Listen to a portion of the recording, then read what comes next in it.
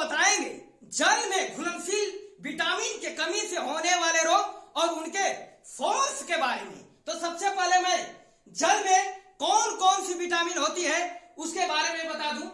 तो जल में घुलनशील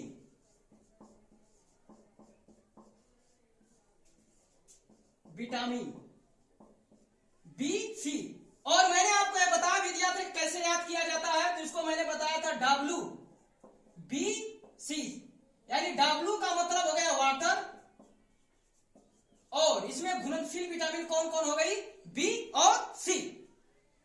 तो सबसे पहले मैं इसमें विटामिन सी के बारे में बात करता हूं। विटामिन सी के बारे में तो मैं इसके बारे में बता दूं, विटामिन सी ताप के प्रति अत्यधिक संवेदनशील होती है, यानी कहने का मतलब यह है कि यह विटामिन अधिक तापमान पर नष्ट हो जाती है। और मैं आपको बता दूं, विटामिन सी आंवले और अमरूद में पाया जाता है। विटामिन सी चूंकि ये अत्यधिक तापमान पर भी ये नष्ट नहीं होती है, क्योंकि इसमें पाया जाता है आंवले और अमरूद। आंवले और अमरूद में विटामिन सी पाया जाता है। तो सर आपने बताया कि विटामिन सी तो ताप के अधिक संवेदनशील है, यानी तो विटामिन सी नष्ट हो जाता है, और ये आंवले और अमरूद में विटामिन सी पाया जाता है। तो क्यों नहीं नष्ट हो जाता है, तो मैं आपको यहां पर क्लियर कर देता हूं। क्योंकि इसमें पाया जाता है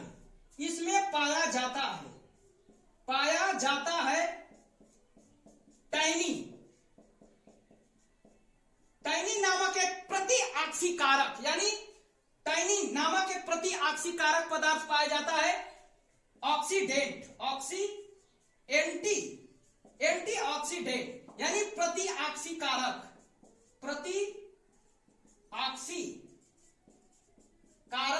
पदार्थ।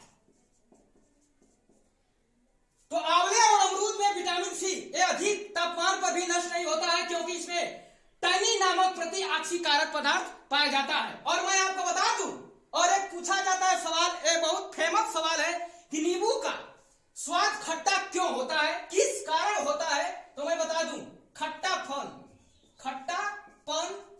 नींबू का, इसमें पाया जाता है साइट्रिक एसिड,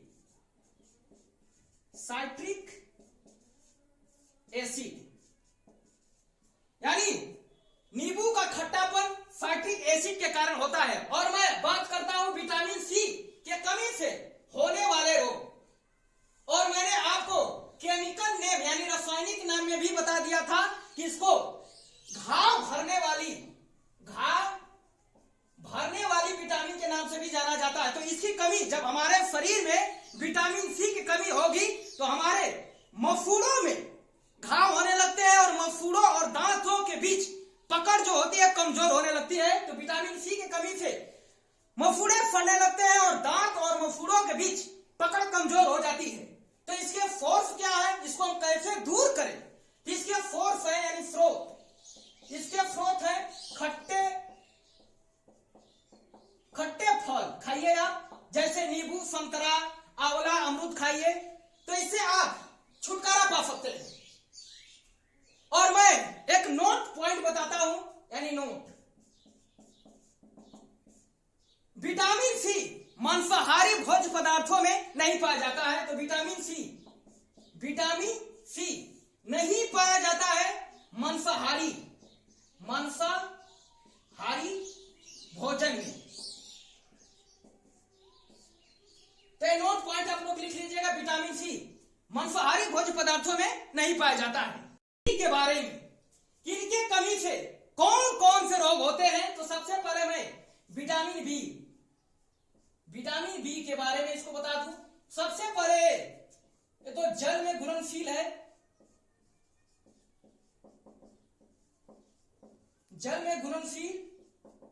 और ये नाइट्रोजन युक्त विटामिन होती है,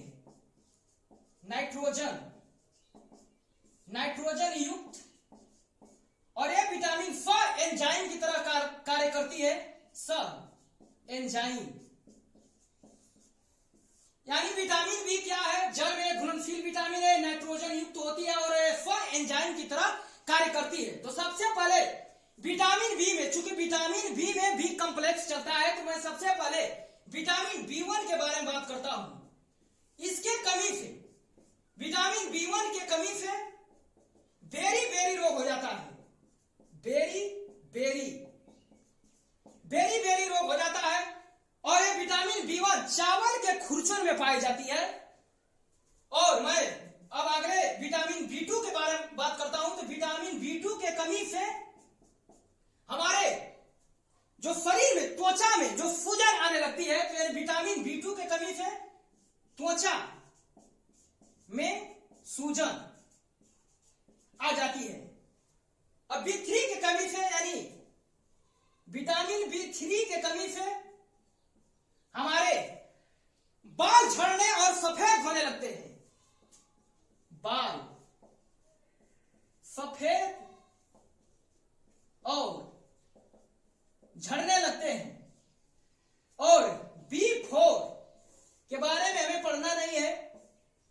और बी5 के कमी से हमारे बी5 के कमी से हमारी जो जीभ हो जाती है, फट जाती है, जिसे पेलग्रा रोग नामक से हम लोग जानते हैं। यानी बी5 के कमी से पेलग्रा रोग हो जाता है, जिसके कारण जीभ फट जाती है।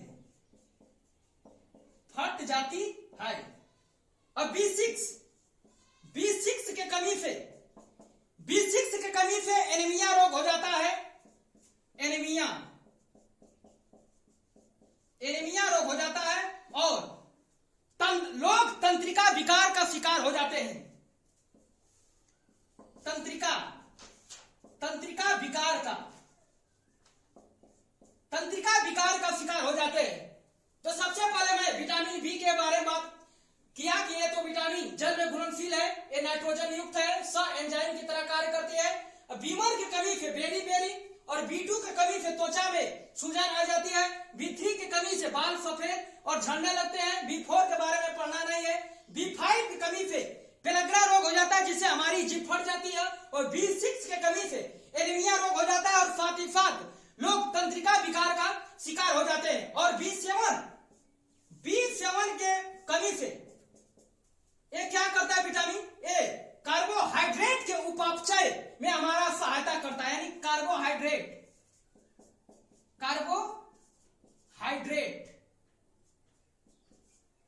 के उपापचय में मदद करता है। यानी इसकी कमी हो जाएगी तो जो मदद कर रहा है कार्बोहाइड्रेट में नहीं कर पाएगा। तो बी7 के कमी से कार्बोहाइड्रेट के उपापचय आपकी नहीं हो पाएगी। और जब ये सही रहेगा तो एक काम क्या करता है, एक कार्बोहाइड्रेट का उपापचय कराता है। और मैं बी9 के बारे में बात कर दूं। बी9 तो इसका रासायनिक नाम होता है, जितने भी केमिकल नेम है मैंने ऑलरेडी पिछले वीडियो में मैंने बता दिया है। तो आप लोग देखे नहीं है तो आप लोग देख सकते हैं। और विटामिन बी9 के कमी से, चूंकि इस फॉलिक एसिड इसका रासायनिक नाम है, और इसके कमी से आरबीसी यानी रेड ब्लड कार्पल्स हमारा जो होता है वो अपरिपक्व रह जाता है। इसके कमी से आरबीसी हमारा अपरिपक्व रह जाता है। और बी12 एक आता है विटामिन बी12 को हम लोग कहते हैं साइनोकोबालामिन। तो एक सवाल यहां से हमेशा बनता है कि कोबाल्ट किस विटामिन में पाया जाता है। तो विटामिन बी12 में कोबाल्ट पाया जाता है। तो एक कोबाल्ट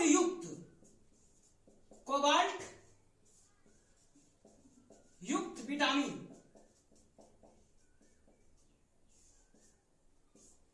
तो बी12 क्या है, कोबाल्ट युक्त विटामिन होता है। तो इसमें कोबाल्ट डायरेक्ट क्वेश्चन पूछा जाता है कि कोबाल्ट किस विटामिन में पाया जाता है, तो बी12 के बारे में। तो आज हम लोगों ने जितने भी विटामिन है सारे